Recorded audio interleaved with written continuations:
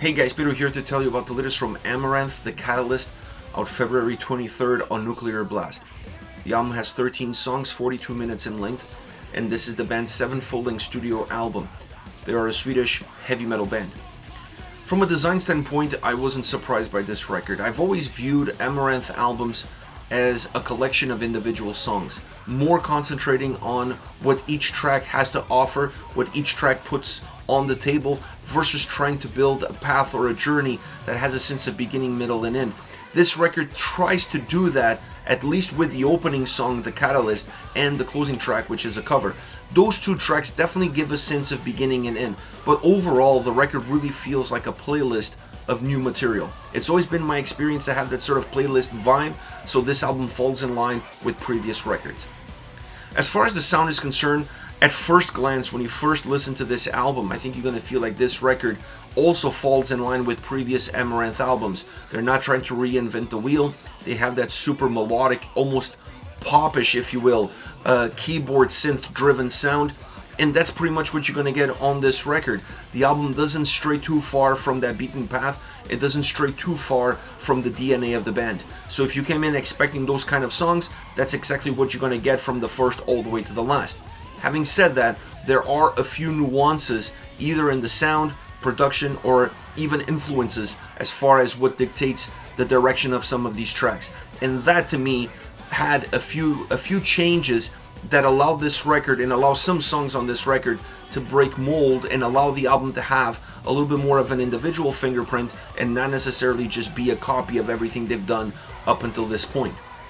What are some of those changes? Well, I'll tell you one thing, for example. I was not expecting to see a metalcore style track on an Amaranthe record, and that's what you get out of Interference. I was also not expecting to see some grittiness on the synths as far as the impact that they have, and as far as them trying to give a little bit more volume, and even I would go as far as to say some heaviness to the overall sound. That surprised me. I was expecting the synths to be consistently super clear, super clean, overly produced even to a certain degree, because that's also been part of their DNA, having that synth sound be clear, crystal clear, and create an overall blanket that really covers every single song on the record, always being one of the dominating factors of their sound. So adding some grit here and there changed, or at least made me pause and reflect on the song, on the style, and what they were trying to do with that. Interesting element that they added that I hadn't really seen used to this extent on previous albums. Another element that I thought was interesting, considering how synth-driven their sound is, this album has a lot of guitars. It has a lot of guitar solos, it has great melodies, great riffs. It's not just an album where the guitars blend in with the synths and that melodic sound kind of becomes one, and then you get some heaviness here and there on a song here and there. This album uses the guitars a lot more. They have more of a predominant role. I would not necessarily say that they are the drivers of this record. The album still depends heavily on that synthesizer sound on those keys to create that overall ambiance. But the guitars are not necessarily on the back seat. I would say this album really pushes the guitars forward and gives them a little bit more predominance in the overall execution of the songs. And you can look, for example, at the guitar solos. This album has great guitar solos top to bottom. I was not expecting the album to have that much of an emphasis on the guitars, not have that much of an emphasis on their influence in the sounds, in the songs, and allowing a lot of the texture of these tracks to change because of how the guitars impact the tracks. I was expecting the tracks to have a different direction, like I said, more synth-based, more synth-driven, which is still the case, but the guitars really jump into the forefront and they play almost an equal role to them in order to create a lot of nuances, a lot of ebbs and flows. Great guitar work all around.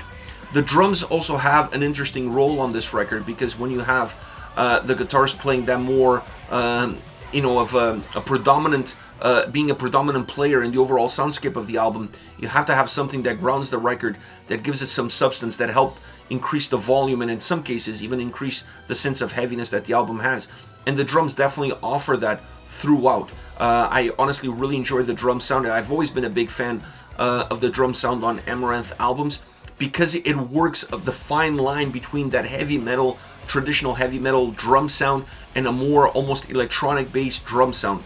They find a way of coexisting in the gray area that exists between those two worlds This record is no different, but perhaps a little bit more defined, the role a little better defined, and the production behind it really helping define this album. This record has great production, as every Amaranthe album has, and I honestly felt like that production allowed some of the elements that sometimes are a little bit forgotten to have a little bit a bigger place and a bigger role in the definitions of these songs.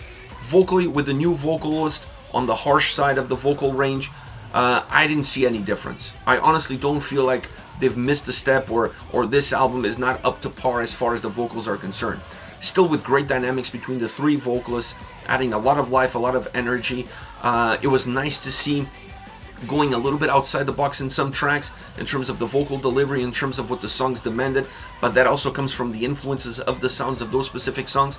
But vocally, this album delivers as almost every Amaranthe record does. You can complain a little bit about the sound, you can complain a little bit about some execution in some songs, but I don't think you can ever really complain about the vocal performance on Amaranthe albums. They're always up to par, and they're always pushing even beyond what fans can expect in terms of how dynamic they are, how fluid they are, the great ranges that they have, and really working well. Three vocals really working as one in order to create incredible movement within the tracks and making the songs as hooky, as catchy as possible, but still adding a little piece of heaviness. The interesting thing about that piece of heaviness on this album is that it's not just fully dependent on the harsh vocals, because the guitars also take a little bit of a brunt of that, so they have at least two elements that give a little bit of that heaviness that's important on an album like this to kind of balance things out, not to be over popish, over melodic, if you will. Now, I enjoy this album tremendously. It was a great record with great individual songs, with great tracks, but it's an album that also has songs that, while being great, they're not outstanding. There's a few tracks on this album that, when compared with the best songs on this record, because the album is really built as a collection of singles, and when you build an album as a collection of singles, allows the listener to concentrate better individually on each and every single song.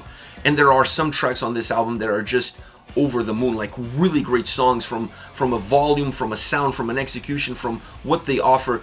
Incredible tracks that I'm sure are going to be part of their set list for years to come.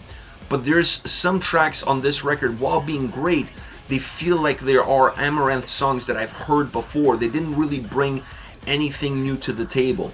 So there's a lot of peaks and valleys as far as the flow of the album, which doesn't necessarily hurt the album as a whole, but it doesn't give it that consistency that the album needs, at least from an overall quality standpoint. As far as my favorite songs that are not the singles, I have to start off with The Catalyst. This is the opening track, and it has a great built intro as part of the song. It's not separated from the song, it's part of the song. And I think if you're going to have an opening song on an album like this, or on any album for that matter, having a opening song that already has a built-in intro really works well in getting the listener eased into the experience of what the whole album is going to be like. And this track has that. It has great energy.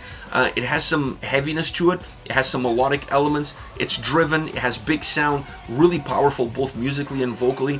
And it gives energy right at the beginning. It's not a song, because this album has some songs that don't have energy, that feel a little bit more darker, and those are definitely the valleys, at least for me. I was expecting, or I would like the album to be a little bit more up-tempo, maybe not necessarily all the time, but have 2 or 3 breaks throughout, and not as many breaks as it currently has. So this song is a great start of the album because it has that up-tempo, it has that great energy. It's a song that feels really big. It's a great way to start the record. It has incredible vocals, really amazing, and a great guitar solo. So when you look at The Catalyst, when you look at the opening track of this record, you have a song that really represents everything that the record is going to offer. Everything that you're going to find in this song, you're going to see all of those elements throughout the entire album, scattered throughout the entire album. So that makes this even a better opening track beyond having just that built-in intro to it. As far as other favorite songs, I have to mention Interference. I mentioned this song earlier. When I listened to this track, I felt like this is what metalcore would sound like if Amaranthe was a metalcore band.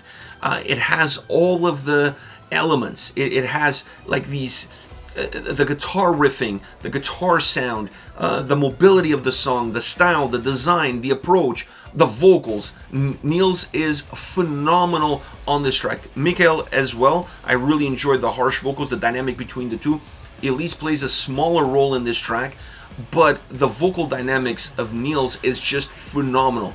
It's almost like I'm listening to a hardcore slash metalcore vocalist on this track, just with clean vocals. Incredible dynamic. Not that metalcore vocalists don't use clean vocals, but I mean more melodic vocals consistently. It's a great song with great elements, with an influence that I was not expecting coming in. So that really, it got me to pause when I was listening to the album, because this was a song that stood out of the rest of the record, but stood out for great reasons. And talk about infusing something fresh, something new, something modern, something different, a genre that's super popular right now, but with Amaranthe taking their own spin on that genre to create their own song with their own fingerprint, with their own DNA. I absolutely love this track. Last but definitely not least, Resistance. This is your prototypical, at least what I consider your prototypical Amaranthe song. Very up-tempo, super melodic, great guitars, the synth and the guitars working together to create this big wall of sound that moves really well. Is a track that has great fluidity. The synths at points throughout this song almost feel like a video game sound, has a little bit of a video game sound to it, and then you have the guitars infusing some heaviness in between that video game sound experience, and it has a super hooky chorus. All the right elements, everything that a normal or a prototypical Amaranthe song has, this song has it. So that's why it's one of those that really stands out, because there's a lot of songs on this record that, while sounding like Amaranthe songs, they always feel like they're missing something in order to become that prototypical Amaranthe song. Some of them perhaps going a little bit too far outside the box. Now this one is definitely within the box, and it's a great Amaranthe song, and it's a great song on this record. This is it, Amaranthe with the Catalyst, out February 23rd on Nuclear Blast. Let me know your thoughts on the band, on the singles. Hit me up in the comment section, and I'll see you all at the next video. Take care.